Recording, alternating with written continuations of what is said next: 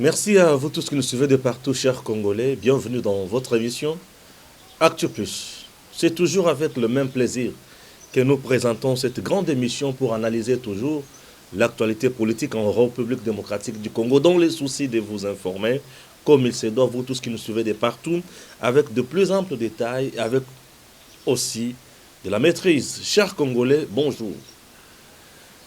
Bon week-end à vous tous qui nous suivez de partout, puisque nous sommes déjà samedi. Bon week-end à vous tous. Merci, que Dieu vous aide, que Dieu vous assiste encore. Merci de nous avoir suivis, bien sûr, toute la semaine. Et aujourd'hui, nous sommes encore là avec vous. D'ailleurs, je vous promets déjà que ce dimanche, vous aurez un direct. Alors, vous allez aimer ça. Ce direct va parler, bien sûr, de toute l'actualité de la semaine. Et restez toujours branchés.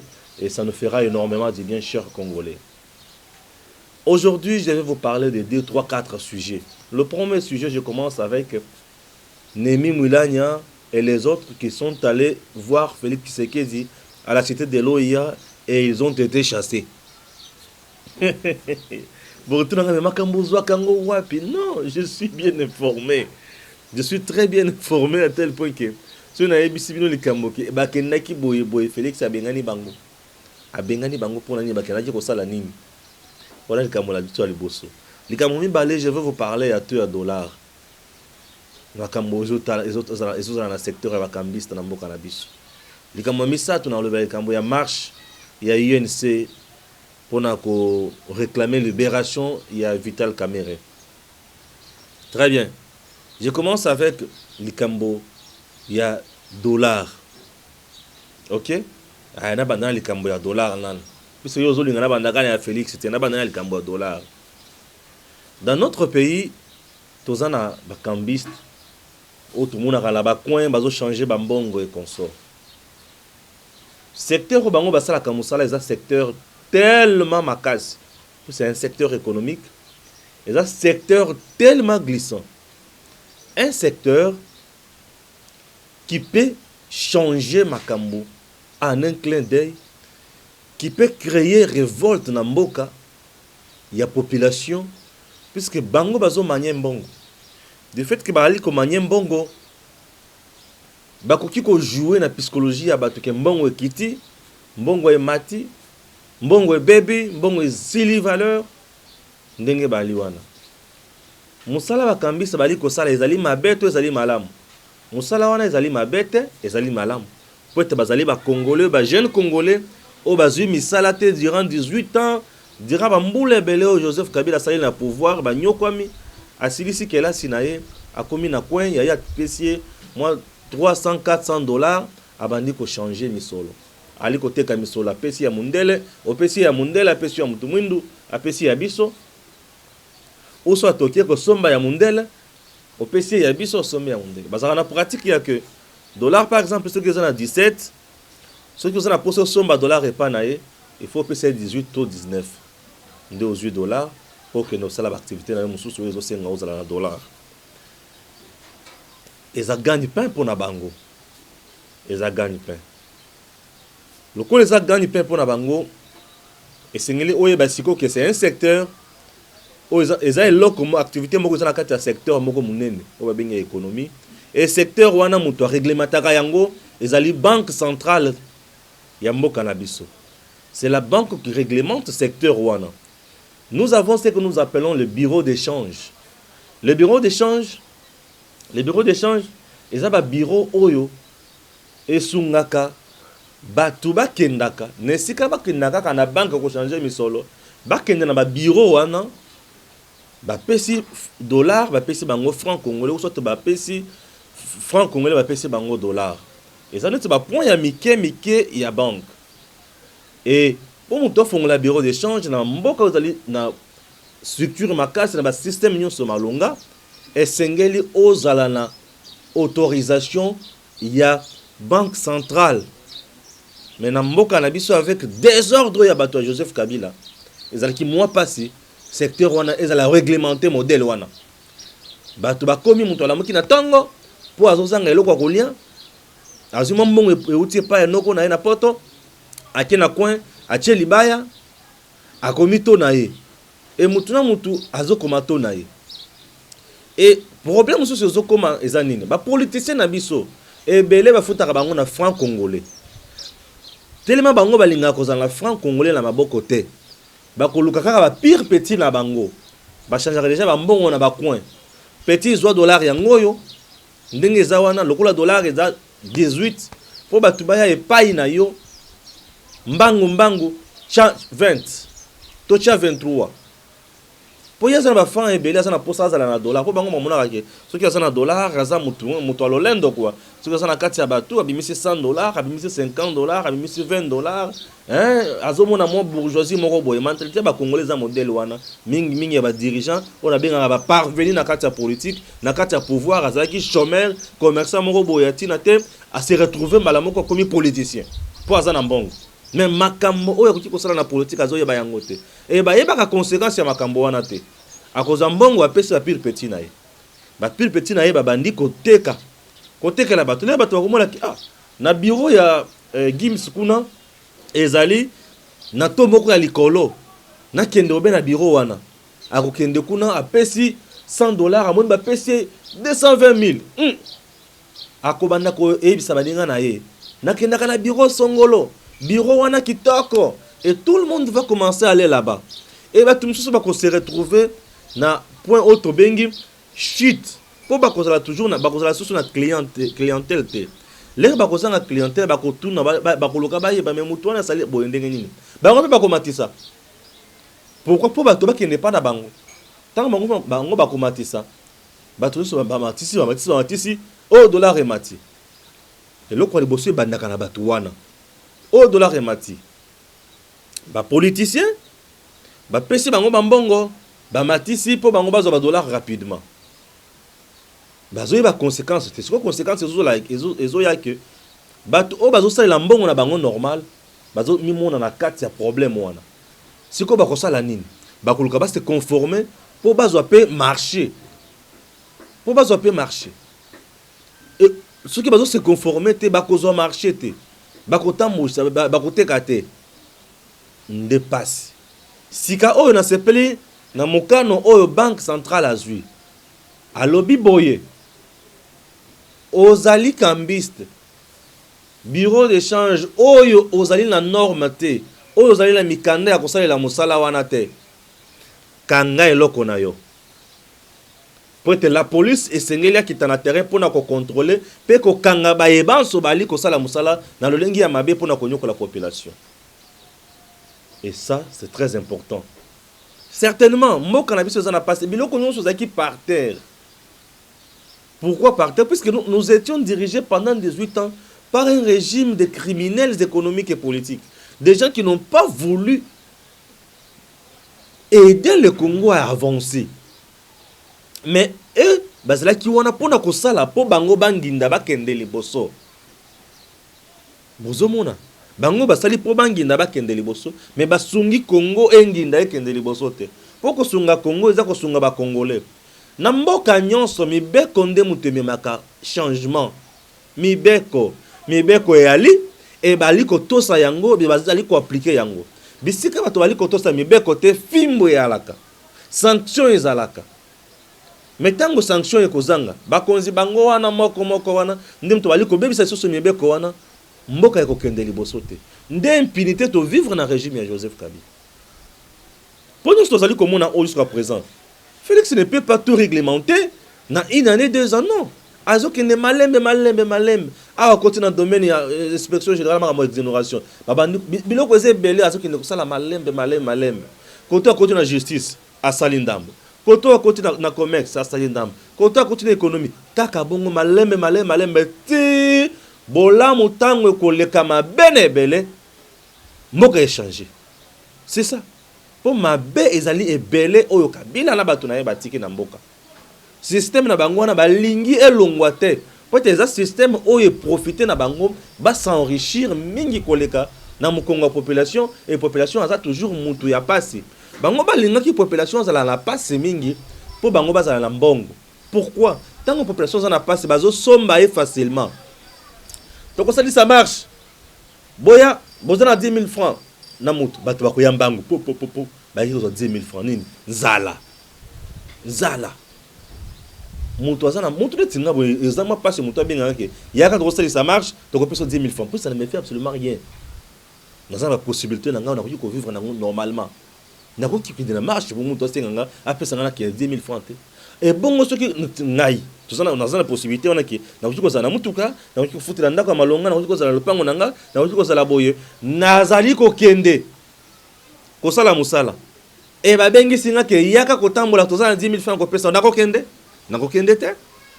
Ils ont appauvri le peuple congolais pour manipuler ce peuple et pour bangoba dondwa basalobe batomakasi bakende obele boso. Tala pasi ya Congo. Tala pasi ya Congo. Yango wana. Alors ba petit na bango basaka na ba coin wana, mosala na bango ezalaka bakendaka ko somba dollar bakendaka ko sala oyo ba vie na bango bali ko pesa bango. Omona mwana moko omona na bureau au côté na bureau de change moko. Okuti mutu na sac ya franc congolais aw. O mutu me garçon oyo asala kangi poza na franc congolais belé boy. Na meki ko landela ba yebi singande ko Stéphane, ezala ba politicien ba yaka ko pesa bango ba mbongo oyo na butu. Moi mutu ka moko ye koti etelemi wana bato mutu ke koti sac ke koti malamu na bureau de change.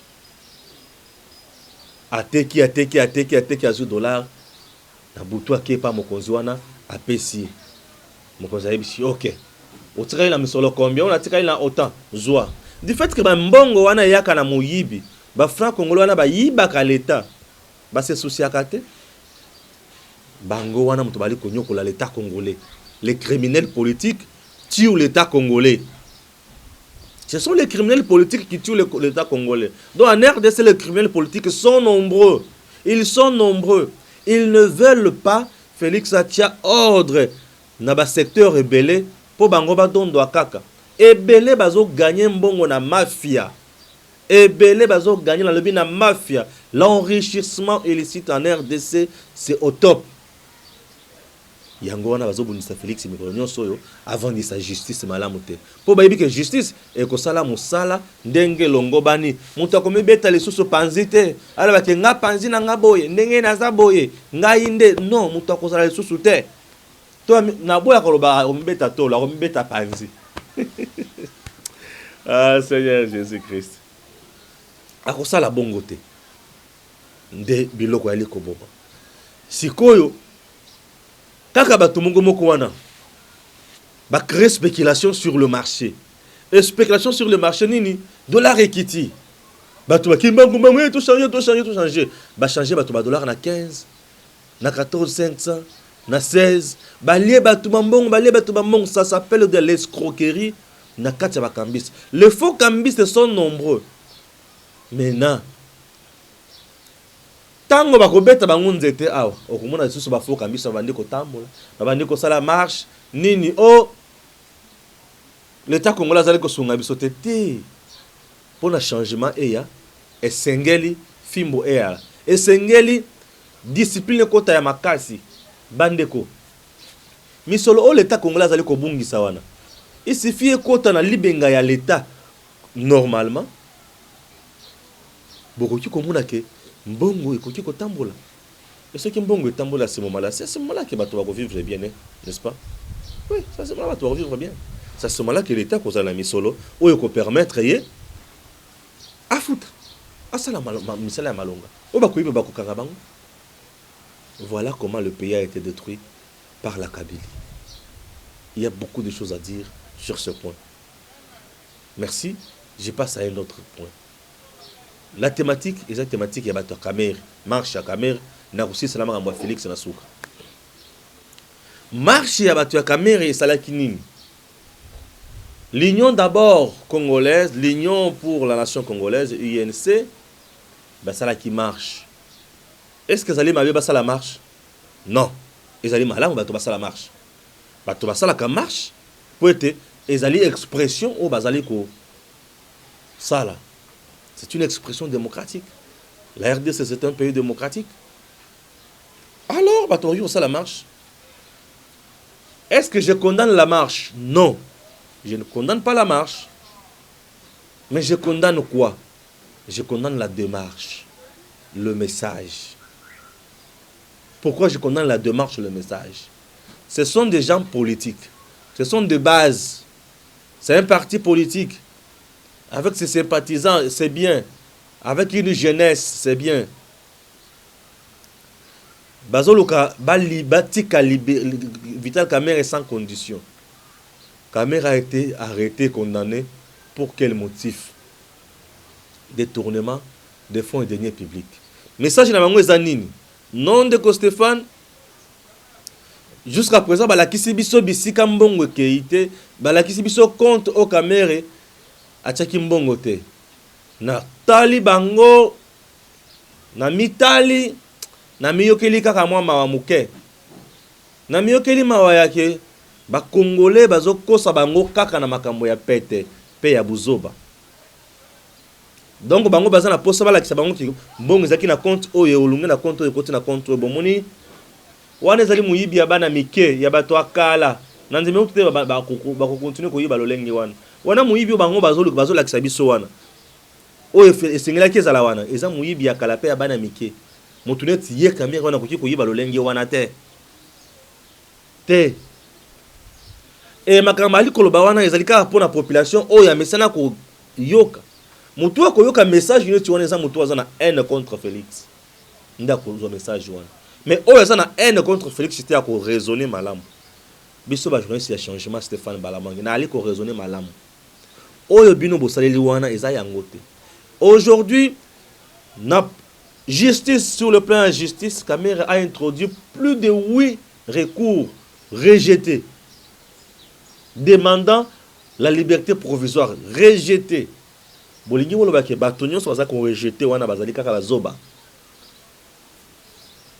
Ezali procès oyo ezali succès na mboka na biso koleka procès wana te. Na éviter le procès mususu tamusu na zwa temps chance ya kotala yango te. Mais procès ya Kamerhe na mwana mukenyo so yebi ke procès ya Vital Kamerhe yango wana bandi. Tout le monde était branché scotché na télévision nationale.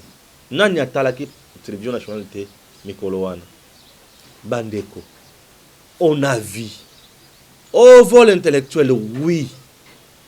On a vu. Nous devons comprendre que awa muyibi ezali. Awa muyibi ezate. Vous voulez qu'on vous montre quoi? Vous voulez qu'on prouve quoi encore? Après avoir échoué sur le plan juridique, Kamerhe a préféré à gagner avec la rue. Non. Non. Nous voulons bâtir un état de droit dans ce pays. Nous voulons avoir le changement. Nous voulons que les choses aillent mieux. Oui. Il faut maintenant sanctionner bato ya likolo tina o yase. Pour tout yebaki makambo ali kota mola siko malam. Balobi eza procès politique. Procès politique. Je ne suis pas d'accord avec les gens qui disent que Kamerhe est victime d'un procès politique ou d'une condamnation politique. Ils veulent faire passer à la face du monde, à l'opinion nationale et internationale, que Kamerhe est un prisonnier politique de Félix Tshisekedi. Je dis non. Je dis non. Si Kamerhe était prisonnier politique de Félix Tshisekedi, c'est-à-dire que Félix Tshisekedi a allé en guerre contre Vital Kamerhe. Ce qui Félix Tshisekedi a allé en guerre contre Vital Kamerhe. Pourquoi jusqu'aujourd'hui, le militant ou le membre de l'UNC se retrouve dans la présidence? Ils ne sont pas chassés. Ça, c'est de 1. Pourquoi jusqu'aujourd'hui, puisqu'après juste condamnation à Kamerhe, il y a Lydie Omanga qui a été permis par une entreprise publique Moussous. Elle est là. Elle n'a pas démissionné. Elle n'a pas été contrainte à la démission. Ce qui est là qui acharnement politique, ce qui est là qui combat politique, au fait que c'est un contre Kamerhe. Bandeko, ne soyons pas dupes. Pourquoi Balongoli va la présidence? Ça c'est de 1. De 2. Le membre de l'UNC, le cadre de l'UNC sont au gouvernement avec Félix Tshisekedi. Pourquoi ils ne sont pas chassés? Pourquoi ils ne sont pas chassés? Pourquoi ils ne sont pas inquiétés? Au Bordeaux Mayo, c'est le vice-premier ministre en charge du budget. Pourquoi il n'est pas inquiété? Billy Kambale est là. La preuve en est que Billy Kambale, ministre de la Jeunesse et Citoyenneté, a révoqué le directeur du cabinet Naye, entre secrétaire et directeur du cabinet Naye adjoint. Ce monsieur-là avait émis un point de vue en disant que Félix était bandit, était amateur, En ce qui concerne Makambo Yaba juge, 2 juges, il était allé trop vite en besogne. Et aujourd'hui, il est où? Kambale a suspendu ce dernier avec privation de salaire pendant plus de 3 à 6 mois. Kambale est de quel parti? N'est-ce pas de l'UNC? Mais pourquoi il a suspendu ce monsieur-là? C'est plus que il a craché sur le président de la République. Mais pourquoi les gens ne peuvent pas comprendre des choses pareilles?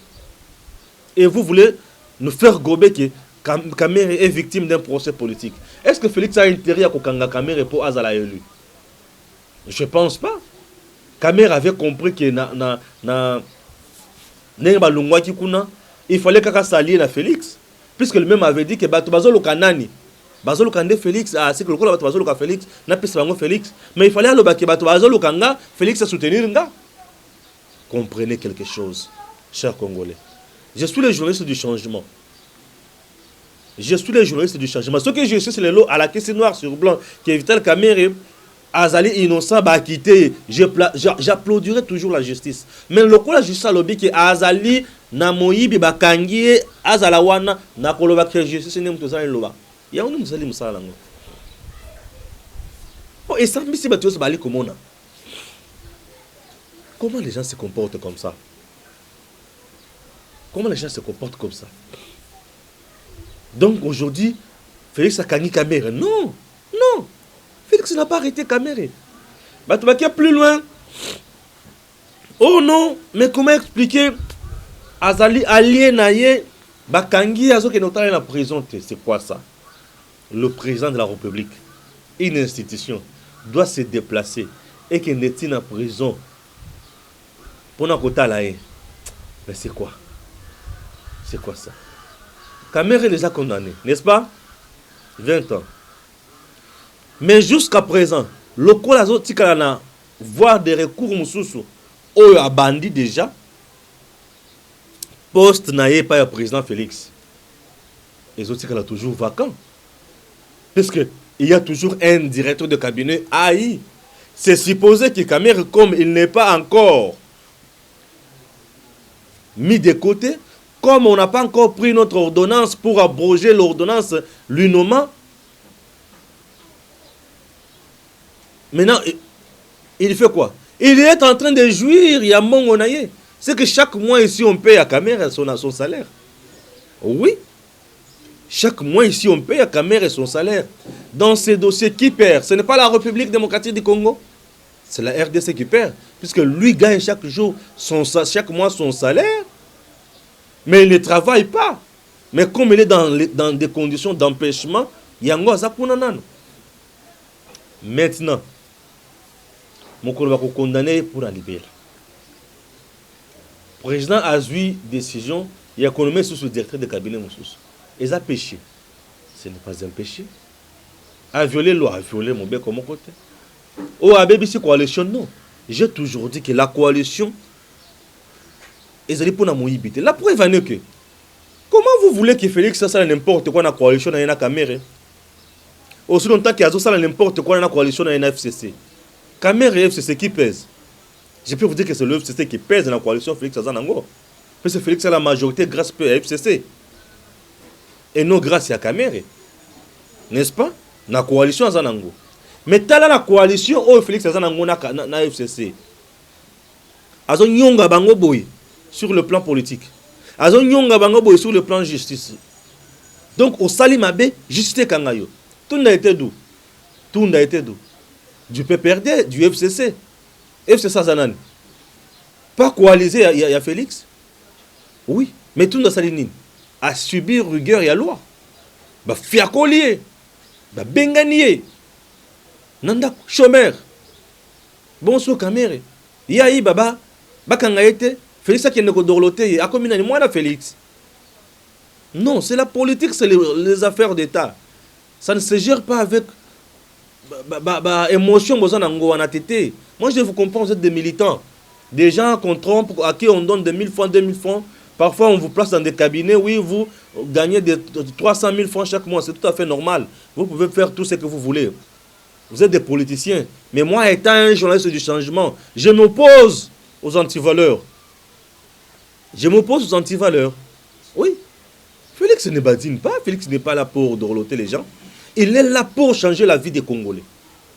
Il est là pour changer la vie des Congolais. Massaro avait fait quoi pour gagner tous les millions qu'il avait? Ndekwa Kamera, on a zaki na nini, abada osala musala nini. Il y a combien osala na mbongo na bana bana ba osala na mbongo. Po ya za nani. Au moment ba tumsusu bazo zanga lipa, bazo futa bango 300 000, bazo futa bango 100 000 francs. Po ya za nani mbongo tata na yeto ya koko na ye. Héritier à famille na mbongo yango, héritage à famille na bango. Boniko, il faut savoir c'est responsabiliser na makamusu bosala. Bon le but to comme ba responsable land, to raisonner zandenge nini. Ce sont des choses que moi je n'encouragerai pas. Les antivaleurs ont détruit ces pays, chers Congolais. Antivaleurs et Bomimboko. Aujourd'hui, la RDC perd une affaire, il y a 5 milliards chaque mois. Dans ma titre exonération. Au Kabila pesa batuna d'individus, au basunga l'État congolais, au bas s'enrichir. 5 milliards. Donc, ces pays pouvaient avoir un budget à sakana nangote.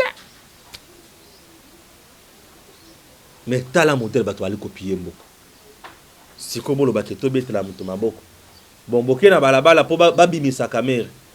Vous êtes en train de rêver, je vous dis. Vous rêvez trop grand à tel point que bola moki pe na pongi, bokomi ba baba, bozoza mo moyen ko bete la bato masolo ya bandoto na bino.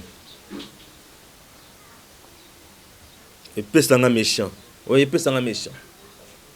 Pour RDC Oyo, Bozuye belé, ba richesse est belé, bongo passe na minyoko est belé. Nasala sikoni.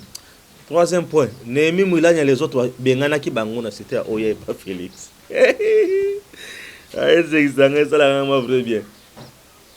Ba uti ko sala ba désordre na bango na niveau ya ba juge. Ba kosi ba juge. Ba lobi na ba juge. Non, bossa la boité, bozo na ciment, trop compliqué machine na Félix, tant trop compliqué machine et que ça l'a bloqué. Situation na bino vous allez régler sur le plan politique. Alors, biso to ko argument puisque ozo mona ndenge ba nomaki bino d'ailleurs ba ordonnance sur les actes contresignés par le premier ministre était. Et je vous annonce encore même que tu as FCC basi ba bongisi motion de défiance contre Gilbert Kankonde, vice-premier ministre en charge de l'intérieur dans le mois de septembre. Une fois que ba zongi ba beti motion de défiance bo alongwa na gouvernement. Tokota la yango. Pe tokoyeba yango. Boko bima bana mike ya mbalo lisusu. To surtout déjà ba information depuis tanga. To bandi yango déjà. Biso ba journaliste a changé. Pourquoi a été contresigné Kop na bango. Tokoyeba tokotala tokotuna bino azolongola nini bozolongola nini. Tala yambalo lisu likolo lisu mutoko sa muninga zate bokosi biso trop. Bobomi mboko yo mingi bokanisi za batata na bino teza batata na biso nyonso bakoko na biso nyonso moko za héritage na biso nyonso mutoko lila muninga azate mutoko muninga pe azate.